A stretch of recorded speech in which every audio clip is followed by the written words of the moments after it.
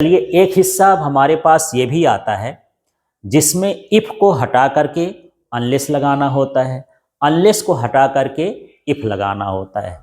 तो आप इसको देखिए, बड़ा सरल सा है, बस आपको तरीका समझना है, कभी गलत नहीं होगा। तो इफ अनलेस का प्रयोग हम कैसे करते हैं उसको देखिए। सबसे पहले आपको क्या करना है कि अनलेस के नीचे और वर्क हार्ड के नीचे या वर्ब के नीचे हमको अंडरलाइन करना होता है। अब हम इसको जब हम इफ में करेंगे तो इसमें नॉट वगैरह नहीं लगा है, तो डू नॉट, डिड नॉट या डज नॉट उसके साथ लगता है। वो सेंटेंस पर डिपेंड करता है। यदि प्लूरल के वर्ब है तो वहाँ पर डू नॉट लगाना है, यदि सिंगुलर का वर्ब है या सी एस जुड़ा है तो डज नॉट लगाना है, और यदि पास्ट का वर्ब है तो हमको डिड नॉट लगाना है। तो चलिए अब प्रैक्टिस करेंगे तब समझ में आएगा कि कैसे लगाते हैं। तो सबसे पहला काम, अनलेस को आपने बदल दिया तो क्या लिख दिया, इफ। यू को भी लिख दिए। अब वर्ब, ये वर्ब है, वर्ब के पहले आपको do not, did not, does not लगाना है। यदि लगा हो तो हटाना है। दोनों चीज़ समझ लीजिए। इसमें क्या नॉट वाला सेंटेंस है, नहीं लगा तो लगा देना है, लगा होता तो हटा देना है। तो यहाँ पर मैं डू नॉट लगाऊंगा क्योंकि यहाँ पर जो है ये वर्ब का फर्स्ट फॉर्म है। अब बाकी सारी चीज़ें वही उतार दिए हैं और इससे कोई मतलब नहीं, पूरा का पूरा सेंटेंस बाकी कॉपी कर देना है, यू विल नॉट पास। अब देखिए, unless it rains we shall go to school. अब यहाँ से भी मुझे अनलेस को गायब करना है, तो पहले अनलेस के नीचे और वर्ब के नीचे अंडर, दो ही चीज़ें आपको करना है। अनलेस के नीचे और वर्ब या डू नॉट, डज नॉट लिखा तो उसके नीचे अंडरलाइन करना है, माने इसको हमको चेंज करना है। तो देखिए, अनलेस को हमने बदल के क्या लिख दिया, इफ। इट को उसी तरह से कॉपी करना है। अभी मैं बोला कि does not, do not, did not, ये हम लगाते हैं इनके बाद। यदि नहीं लगा है तो लगाते हैं और लगा होगा तो हटाते हैं। तो यहाँ पर तो नॉट वाला है ही नहीं, लगा ही नहीं है, तो इसके बाद यहाँ पर क्या लगा दिए हैं, डज नॉट। अब यहाँ रेन को उसी तरह उतार दिए हैं। यहाँ पर रेन के साथ एस लगा है, एस हट जाएगा, सिर्फ रेन रहेगा, क्योंकि जब डज लगता है तो वर्ब के साथ एस ई एस नहीं लगता है। बाकी इस चीज़ को हम वैसे के वैसे कॉपी कर दिए हैं, ज़्यादा कुछ इसमें नहीं करना है। नेक्स्ट देखिए, unless they did the job they will not get money.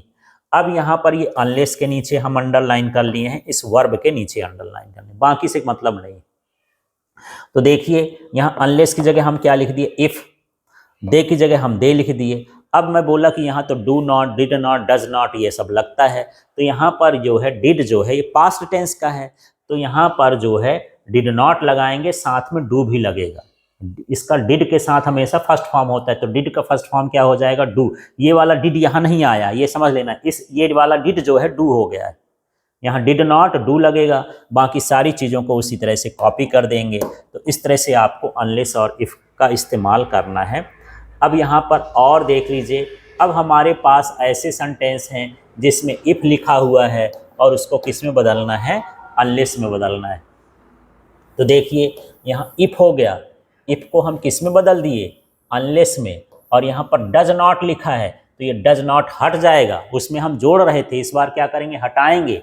और जैसे डज हटेगा तो डज जब हटता है तो वर्ब के साथ एस ई एस जोड़ता है, तो देखिए यहाँ कम था, ये क्या हो गया, कम्स। इन पर ही ध्यान देना है, यही दो चीज़ पर, बाकी सारी चीज़ों को हम उसी तरह से कॉपी कर दिए और कुछ नहीं बदला सेंटेंस में।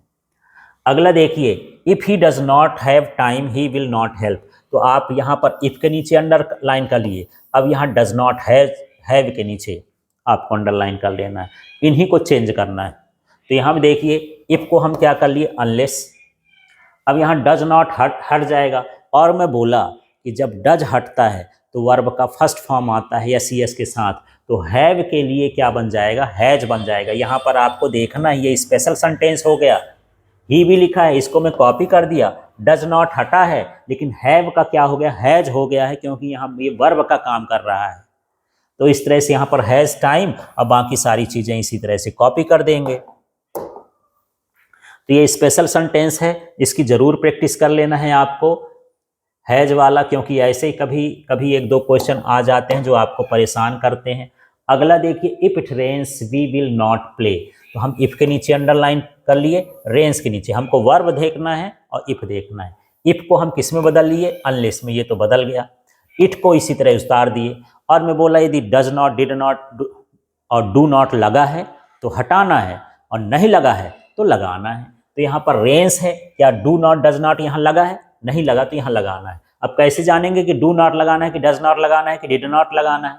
वर्ब के साथ यदि एस लगा है माने ये डज नॉट लगेगा, एस नहीं लगा है तो डू नॉट लगेगा, सेकेंड फॉर्म है तो डिड नॉट लगेगा। तो यहाँ पर हम क्या करेंगे, डज नॉट, और जैसे डज लगेगा रेन से एस हट जाएगा, बाकी सारी चीज़ों को उसी तरह से, बाकी सेंटेंस को उसी तरह से कॉपी कर देना है। अब देखिए, if you don't work hard you can not pass this test. तो यहाँ इफ़ की जगह हम क्या लगा दिए, अनलेस। यहाँ पर देखिए डोंट लगा है तो यहाँ डोंट हट जाएगा, बाकी हम यहाँ पर लिख देंगे you work hard you can not pass this exam test. तो इस तरह से यहाँ पर हमको इफ़ और अनलेस का यूज करना है। तो आप इस